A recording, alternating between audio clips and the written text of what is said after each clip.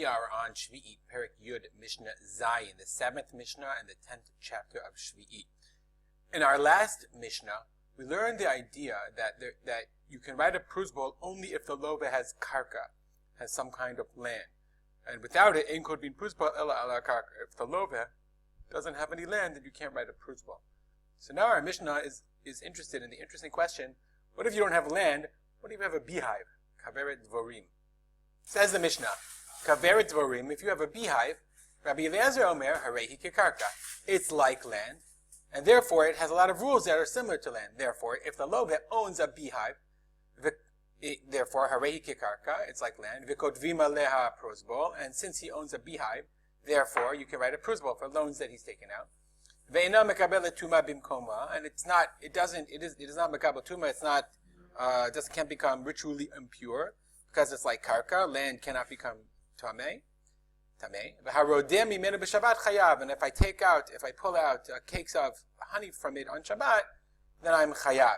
Now it's interesting. I just look at the Bartanura. He says, listen, he's talking about a certain kind of beehive. When it's attached to the ground, so if you have a beehive attached to your house, that's karka, that's land. And if it's on stands, it's on yateirot, it's on staffs, it's on sticks. It's like a kli, like anything else. So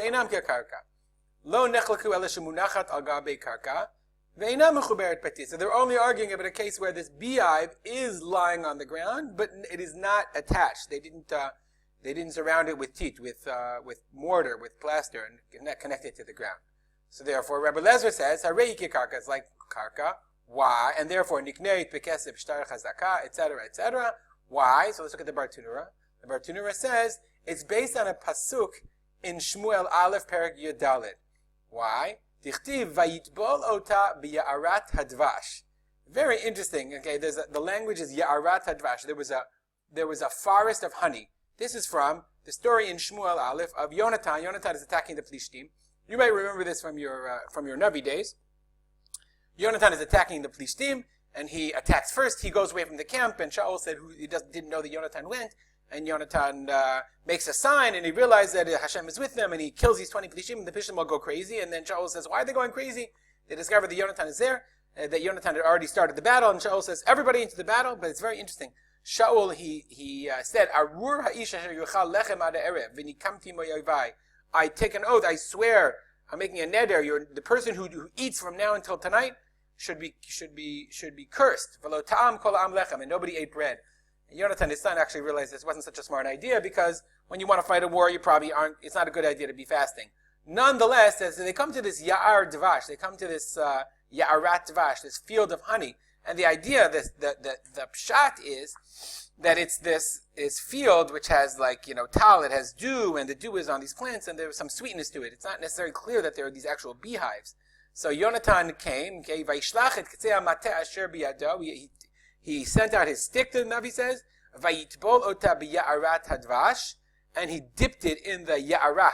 The ya'ar is a forest of dvash. It's unclear exactly what it means, but we'll just leave it at that.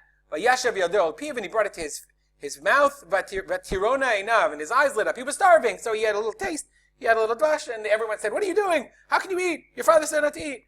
And he's like, whatever. They had to deal with it. Nonetheless, based on this pasuk of Ya'arat Hadvash, of the forest of Dvash, so therefore Rabbi Lezer says the following, Ma inyan Ya'ar Eitzel Dvash. He says it must have been, really, he found beehives. There were beehives in the forest. So what's the connection between the forest and Dvash? Alama Ya'ar Hatolesh Mimenu B'Shabbat Chayav Chatat. Just like a regular forest. If you pull out a tree, or you pull out a stick, or whatever, you're chayiv chatat, it's tolesh. Af dvash, similarly, a beehive, harodem mimenu b'shabbat, chayav chatat. Similarly, someone who uproots or takes out a cake of dvash, of honey, from a beehive, that's also chayav. So he has this interesting understanding of a pasuk, and he says that the beehive is connected to the ground.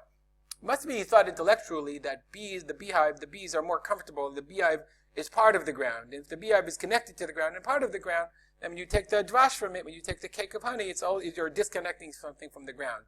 And he felt it was chayav, you're chayav achatat on Shabbat.